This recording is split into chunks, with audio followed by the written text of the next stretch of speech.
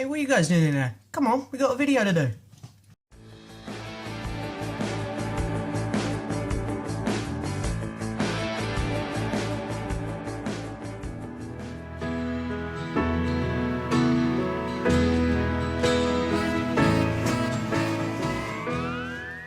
So, hello and yes, welcome back to another album review, guys. Hang on, I've put my Coke too far away. Pepsi, I should be saying. Nice cold Pepsi. It's a big video, so I'm doing this one in style. Cold Pepsi from the fridge. Can't go wrong. Hang on, let's crack it. There we go. Look at that. That's beautiful. Oh, that is good stuff. You can't beat them cold. Anyway, camera's not on properly. Let's put it down a little bit. There we go. That's a perfect angle. So, hello and yes, welcome back to another album review, guys. It's a big one. It's a special one. It's an exciting one. I'm actually so excited to be doing this album. Finally! I'm actually out of breath. Been running upstairs, getting everything ready. It just shows how excited I am. Wearing my Revolver t-shirt, as it was the 50th anniversary of this album the other day, and I didn't do anything on my channel for the album, so I apologise about that, guys.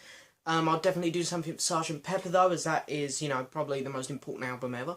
But I'll say now, a little bit late, just a couple days, but happy birthday to Revolver. I'm going to give a shout out to everyone who's been doing reviews of this album, because I've really been enjoying seeing people talking about this album again, so that's really cool. But anyway, I'm coming back with you guys for a really, really, really, really special album review today. And it is one which I've been putting off for a long time because I've been so nervous about doing it. But yeah, here we are. We are finally here. George Harrison's All Things Must Pass. Now, then, the reason I wanted to do this is because I wanted to do another solo Beatle album. I always like to, every 5 reviews or something, I like to do a solo Beatle one because I find the solo Beatles is so interesting to talk about. You know, everyone, you know, you hear so much talk about the Beatles still today. And yet, solo Beatle albums don't quite get as much attention as I think they should. And, you know, everyone's heard people talk about the Beatles albums before. And while I love still to hear it, and while I'll even make a couple videos to do with them albums, like I say, I'll probably do a video for Sgt. Pepper on its 50th.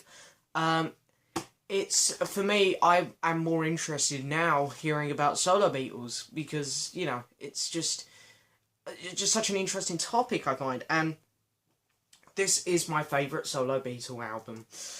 So, I was so excited about doing this. And anyway, I was looking on my album ranking board, like, okay, who should I do next, John or Paul?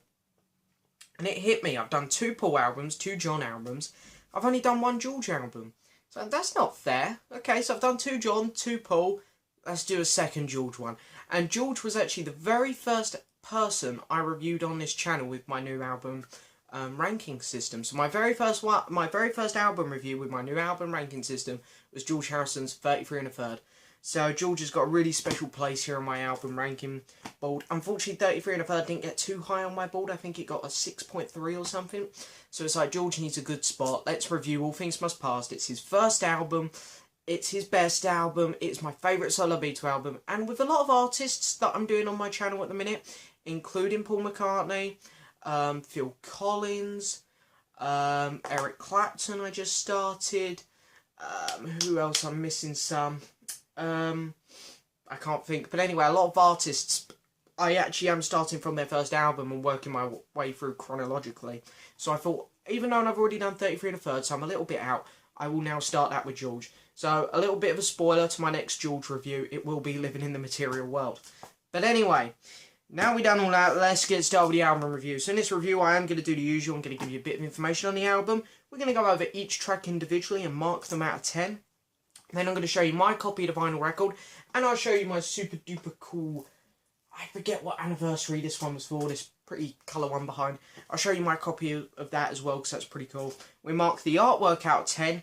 Then we're going to add up all the scores given and divide it by the total number of scores given, which will give us an overall mark for this album out of 10. And then we're not done there, because we're going to head over to the album ranking board, place it on there, and see where it ranks compared to other albums I've reviewed here on this channel. And phew, we will be done. So anyway, one more thing before we get started. I know, come on James, start. You might want to get a drink like I've done, a cold Pepsi, get a good drink, because it's going to be a special video. Get something to eat, because this might be a long video. There's a lot of tracks on this album, it's a real handful.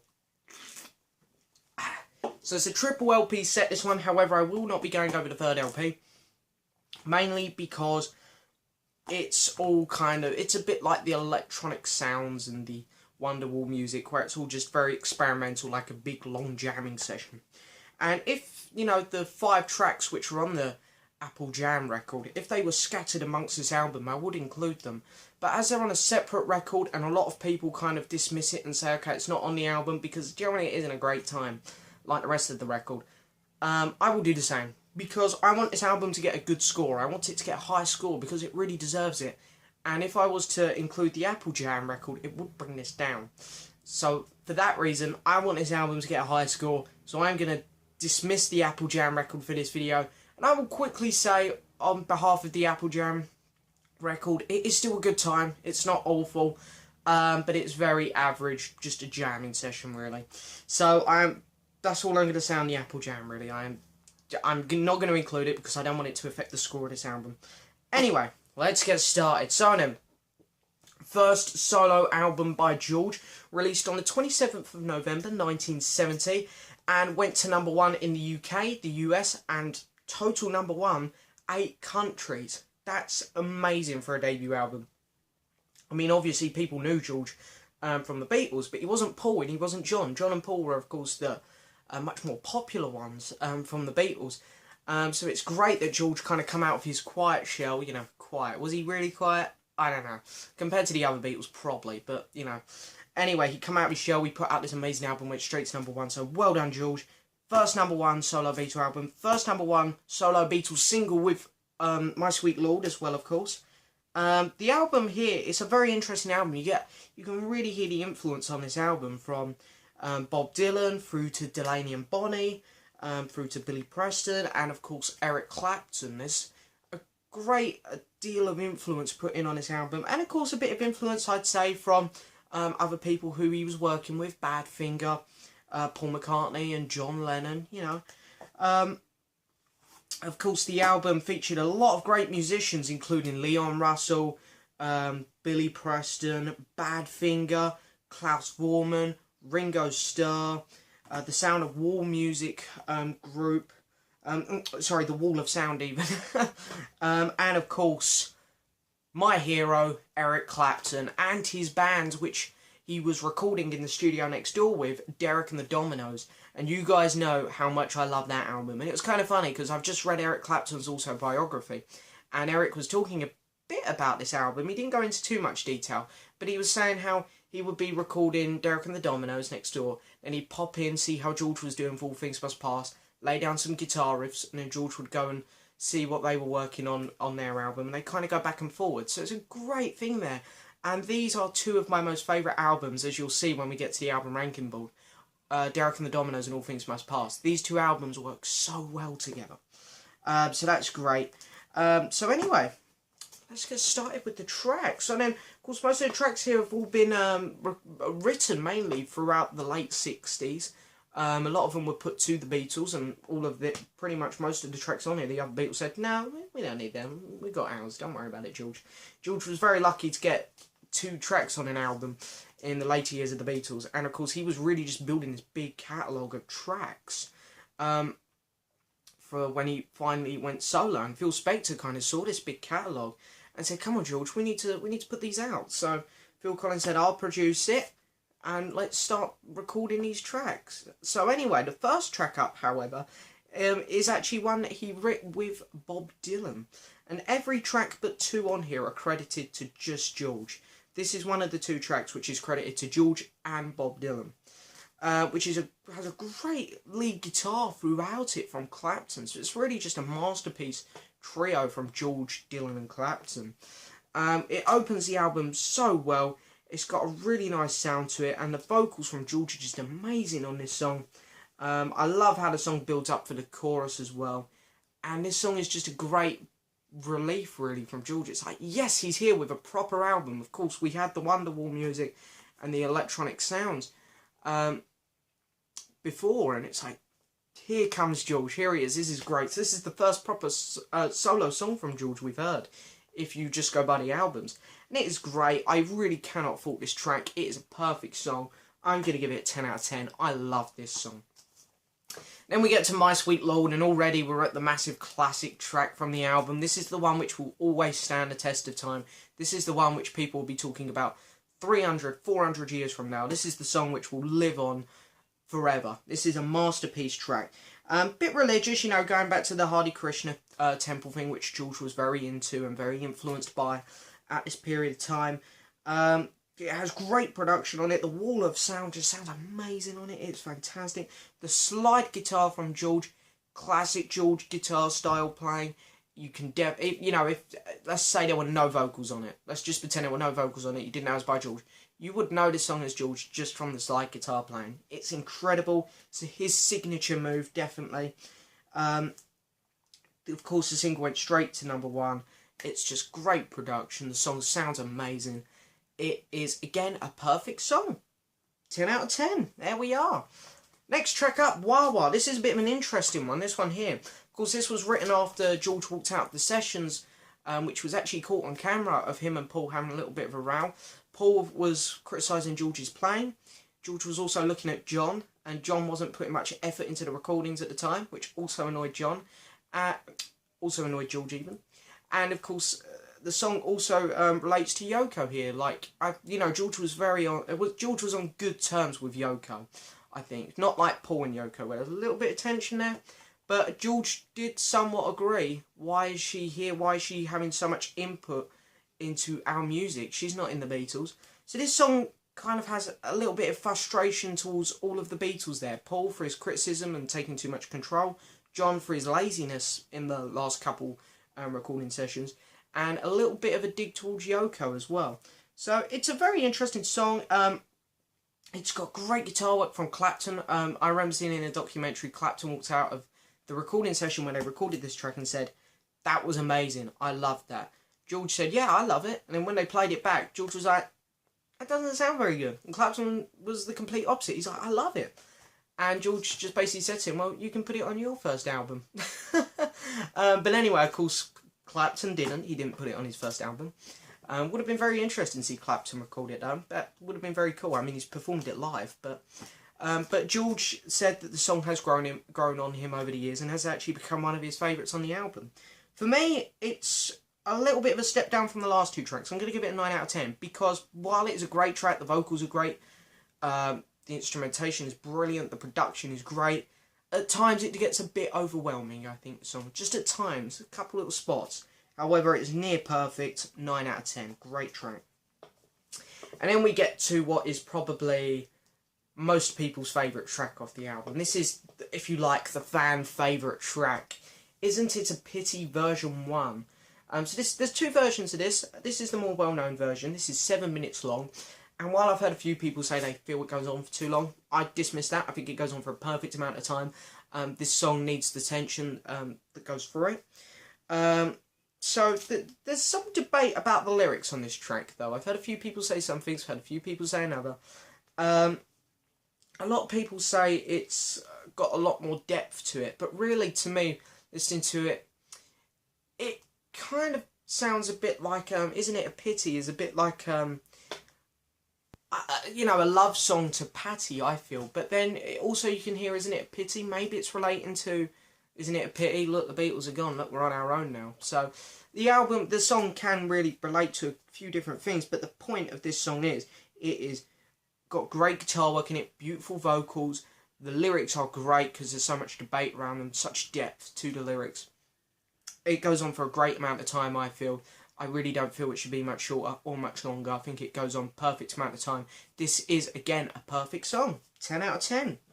Now we're on to side 2. Considering we got 4 sides and we're on 15 minutes already, I better hurry up. What's His Life?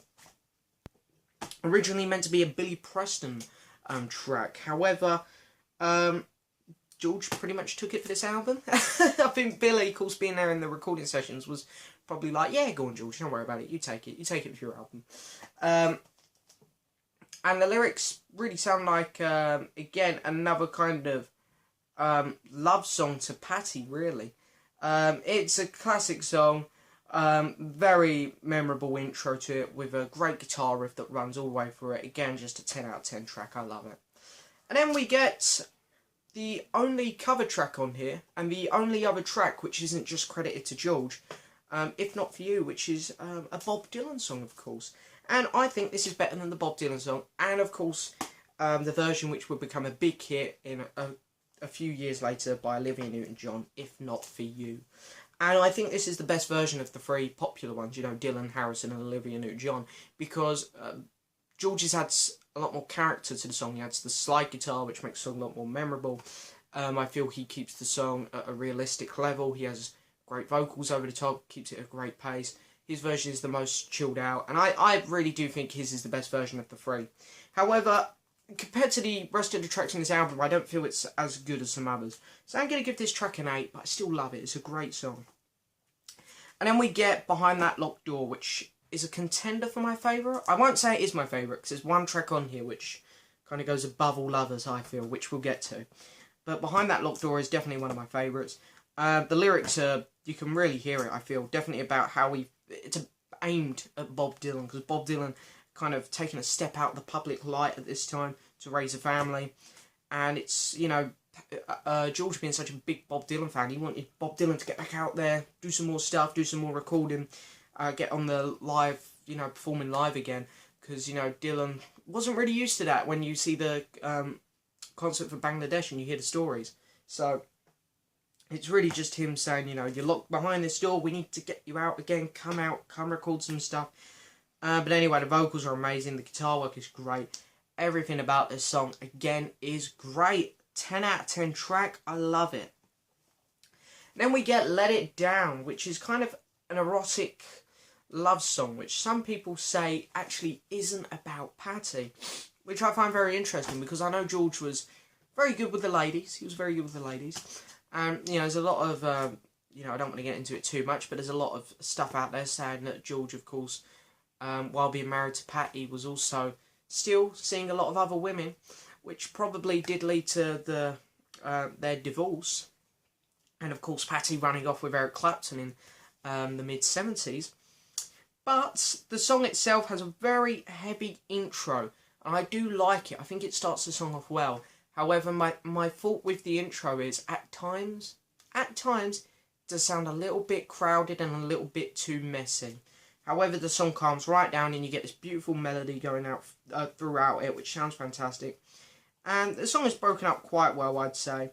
However, I love the song, I really do. But just because of the intro, how it sounds a little bit messy at times, I think they could have died down a little bit on that. I'm going to give the track a 9. I still love this track, it's still a great track.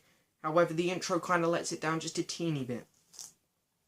Then we got Run of the Mill, which is quite an interesting song, and the lyrics are basically about, you know, the Beatles' company Apple, and how it basically caused tension between band members there, even through simple things like the colour of the apple. George wanted a red apple label, which is why the record labels of these are red.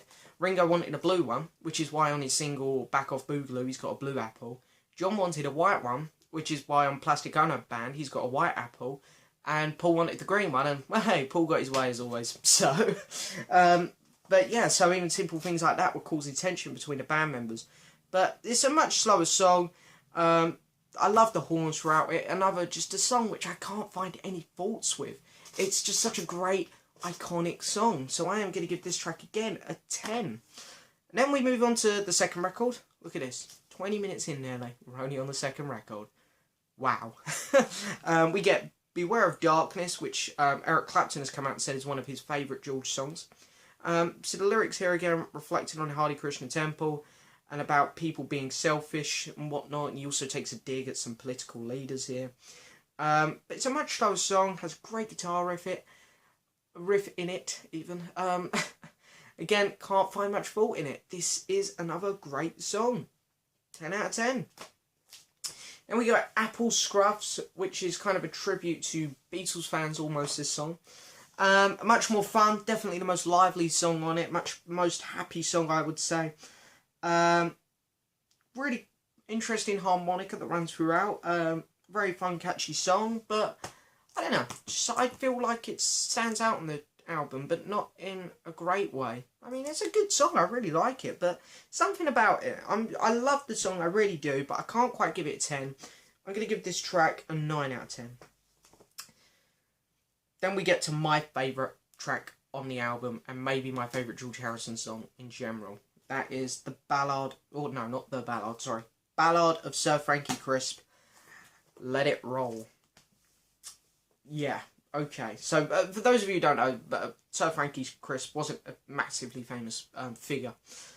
He was the man who built the house, which George had just bought at the time in 1970. And, you know, anyone who's seen the Living in a Material World documentary, I'm right here, you will have seen the house. It's a very beautiful house, very well constructed. So I think George was just really overwhelmed with his new purchase, his new home. So it kind of a tribute song to him. My favourite track on the album, my favourite track of George's career probably. I just love this song. It has a great balance, great tune, great vocals, great guitar work. Everything about it is just generally great. It is a perfect song. There are no faults with this track in my opinion. Take a stab in the dark. I'm going to give that one a 10 out of 10. Okay, so then we're on to a track called Awaiting on You All. And again, I'm just going to say it straight off the back, another 10 out of 10 track. It's a very fun song. The lyrics are kind of about God watching over everyone. But it's just got a brilliant chorus, great lyrics. The lyrics are amazing. And it really just is another classic Harrison track. I love it. And then, of course, All Things Must Pass, the title track. You know, All Things Must Pass, it is just generally... the song really is about human existence, George has stated. And that it reflects on the Beatles' breakup again, and it's just another classic Harrison track. I really just love this song to bits.